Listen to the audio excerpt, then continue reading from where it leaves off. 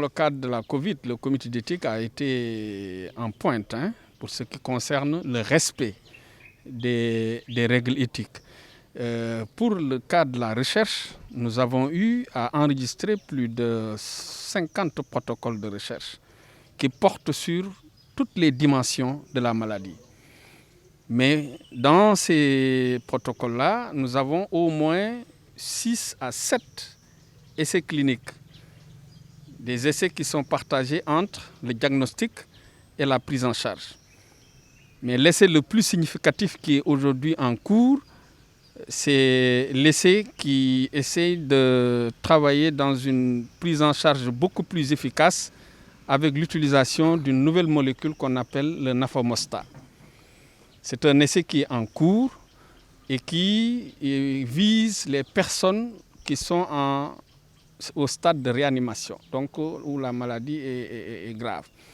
Vous vous rendez compte qu'en tout cas, depuis un certain temps, on a connu une réelle baisse au niveau de la mortalité. Et c'est un essai en tout cas on ne peut pas aujourd'hui tirer des résultats parce qu'ils sont à un niveau de démarrage.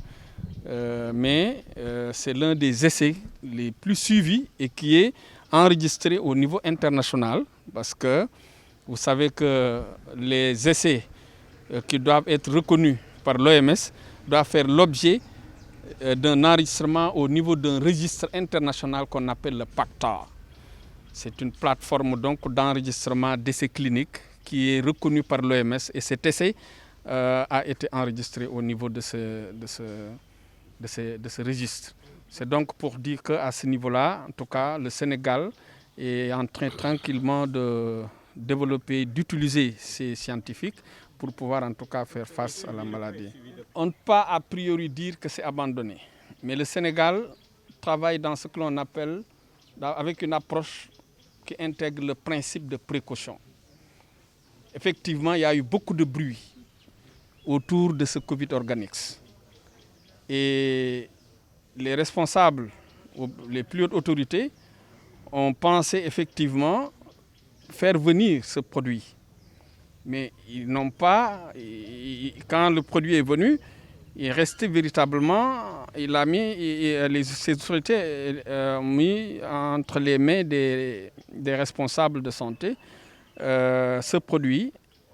Mais pour l'utiliser, il fallait des préalables. Et ces préalables, c'était de faire des examens précliniques avant même de passer à la phase clinique.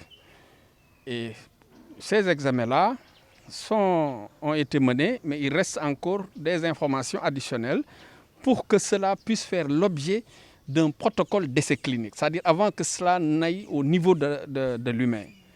Et ça, on est très exigeant là-dessus et c'est cela qui fait que jusqu'à présent, ce Covid Organix est certes arrivé dans notre pays, mais n'est pas encore utilisé ni en essai clinique, ni en traitement.